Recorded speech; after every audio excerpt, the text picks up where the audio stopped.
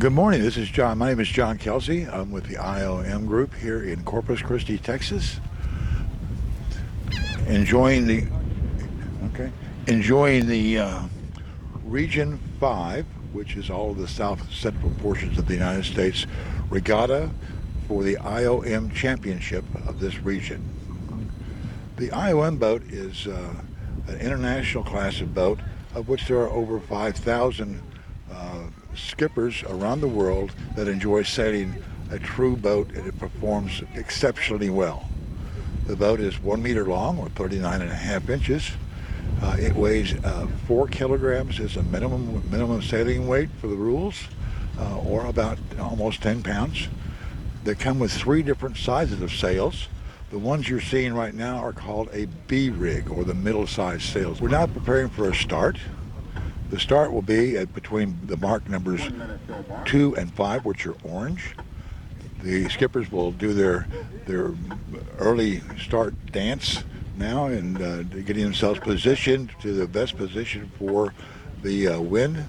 And they'll proceed from here going down to the south to the yellow and red marks, which are down to the other end. We're at 40 seconds to go. Some of the skippers that we have on the course are Dr. Bruce Anderson from Idaho, Bruce Huckabee from Dallas, Texas. The number 12 boat is the current reigning champion for this run, and his name is Chris Macaluso from Houston.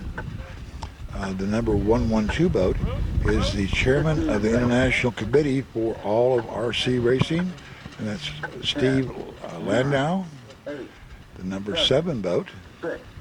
5, 4, 3, 2, 1. And we're racing. Rico. 5529. 11, 55, and 29 all went over too early. They have to come back, take a turn, and come back around and restart again because they fudged the start. Okay? As I was saying before the start, the number 7 boat belongs to Bob Wells from the beautiful state of Washington, lives on Mercer Island out there, and he is the secretary for the United States for the IOM class. He's just taken his new position, started last January, and an outstanding man. One of the things we enjoy about our sport is the camaraderie. We will travel great distances with little inexpensive boats to enjoy the sailing. We're now proceeding south towards the what's called the weather mark. And when they get up there, they'll go around those 2 balls, the orange and the yellow one, and then proceed back down course and to the green ones, which is the downwind leg, and you'll see the sails open up on the boats as they proceed south.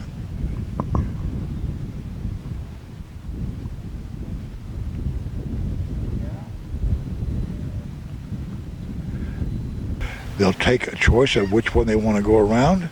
As they proceed around it, you'll see some go to the left, some go to the right. And then they'll proceed back up to between the orange marks, which is the start-finish line, and that will be the completion of lap 1 of 2 laps.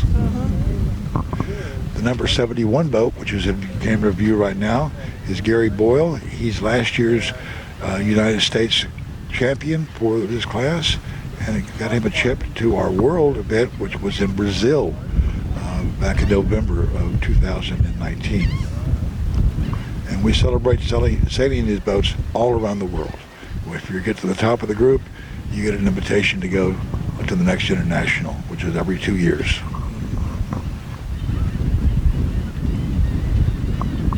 Our host here to assist us logistically and the like is the Corpus Christi Bay Yacht Club, or CCYC, and they have been absolutely stunning in their offer of support and help for us, including providing us with personnel, logistical support on the water and on the ground, and the full use and privileges of their wonderful club facility.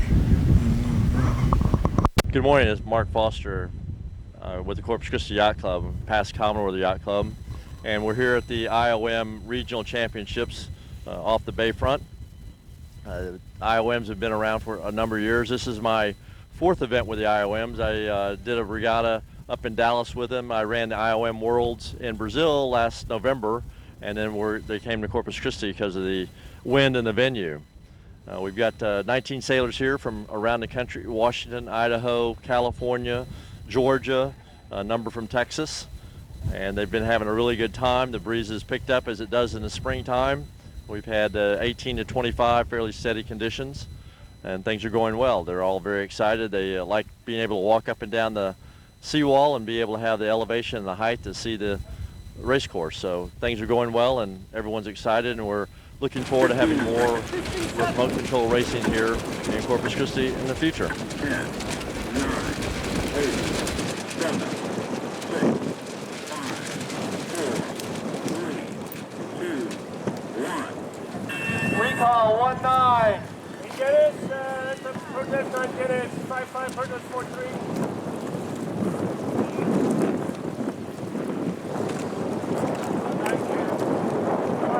I'm clear, thank you.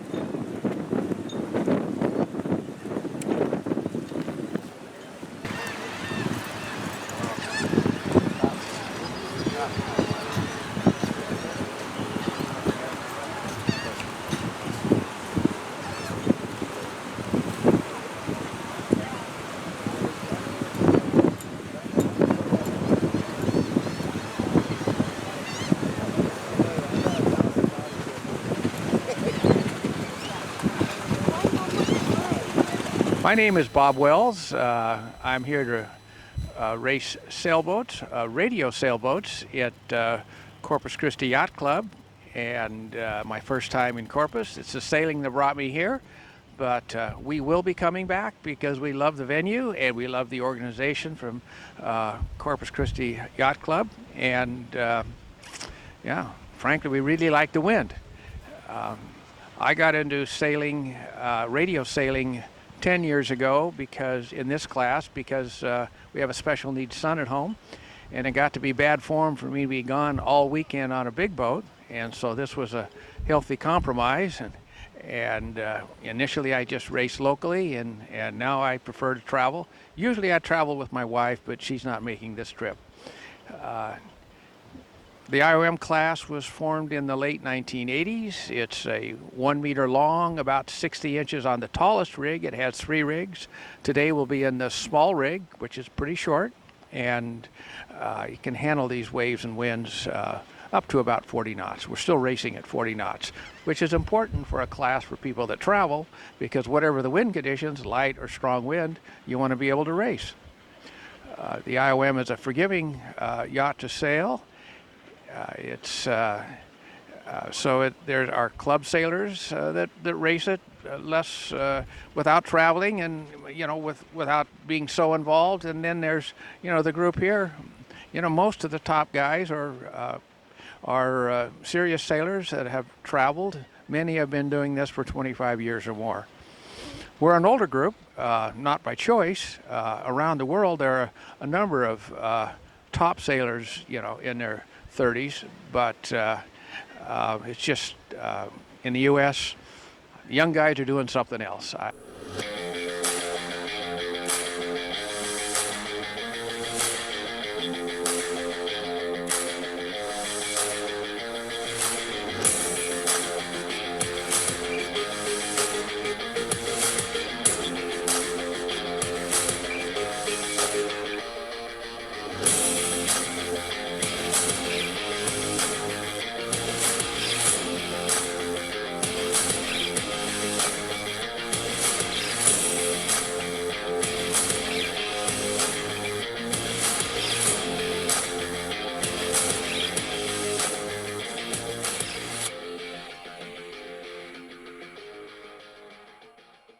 Hi, I'm Gary Bull from Richmond, California. I've been sailing radio-controlled sailboats now for a period of about 7 years.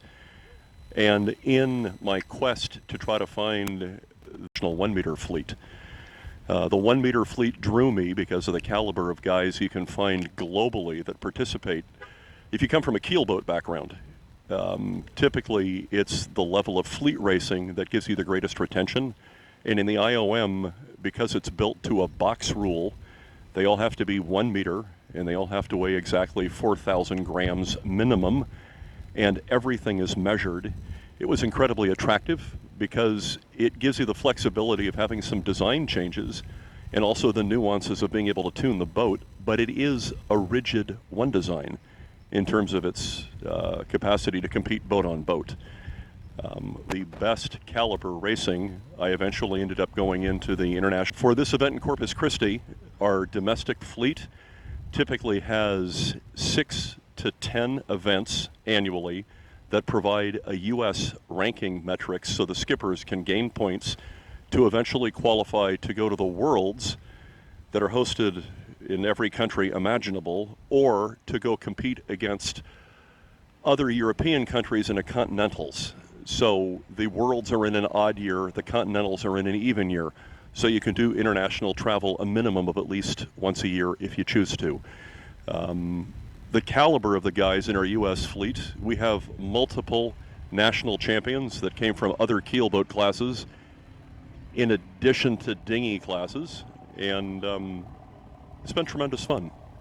I think within the structure of radio sailing in the United States, it's under the auspices of American Model Yachting, and they have a website. If you type in American Model Yachting, you can actually check out all of the classes that are there.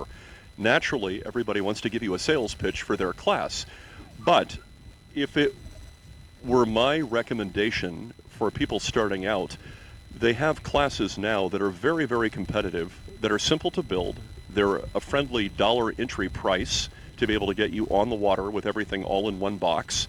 And it ranges probably from $300 to $500, and you can spend as much as you elect to. You can get used international 1 meters for as little as $1,500. It's a question of how competitive you want to be when you hit the starting line.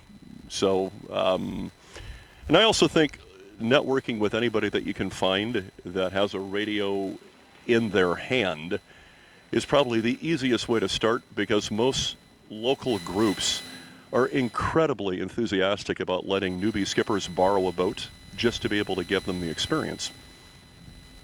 This is the international 1 meter class. It's what's called a development class. The boats are built to a rule. The boats have to be 1 meter long.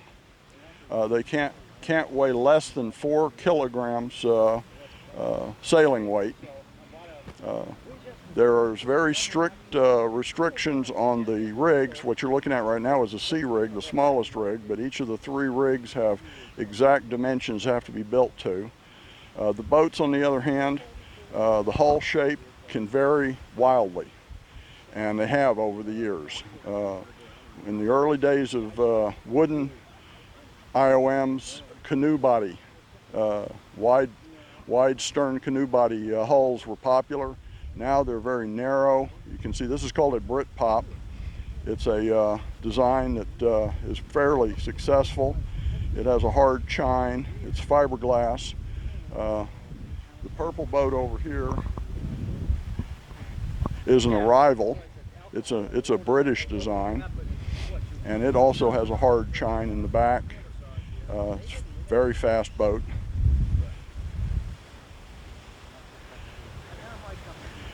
And what is this boat?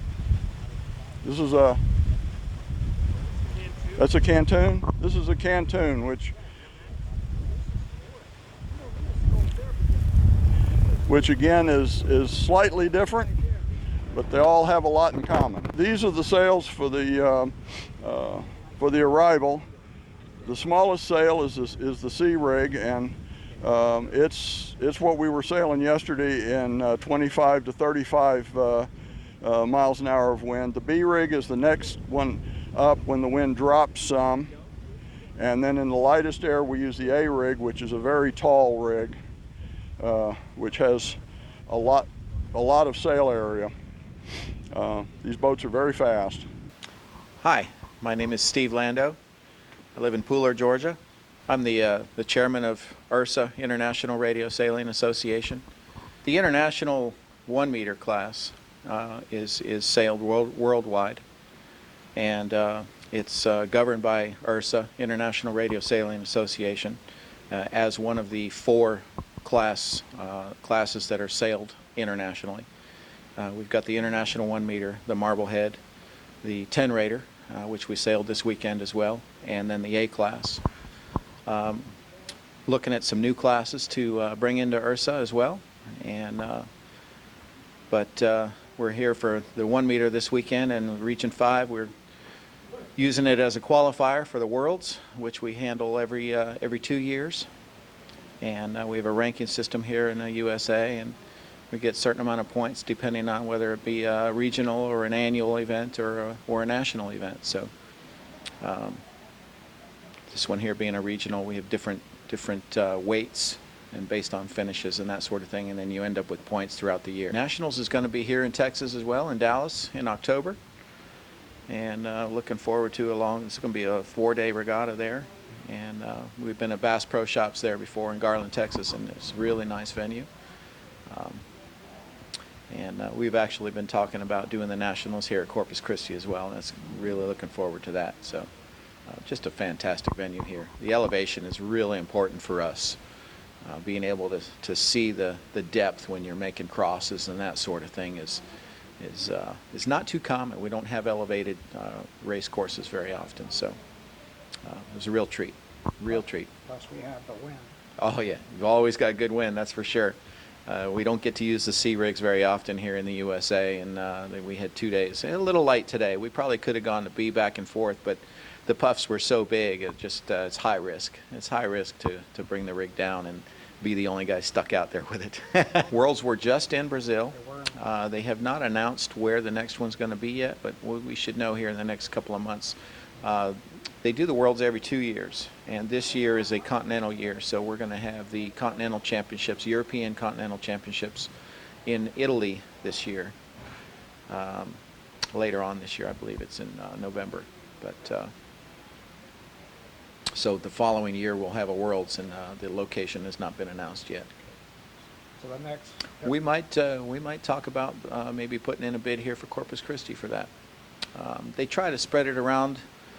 We do Europe and then somewhere else and that sort of thing. It's been it's possible that we'll go back to Europe, but it all depends on what the bids look like and see what the host is willing to offer up. So Corpus Christi definitely has what it takes to host a Worlds for sure, and it would be a definite treat to be here. So see what happens.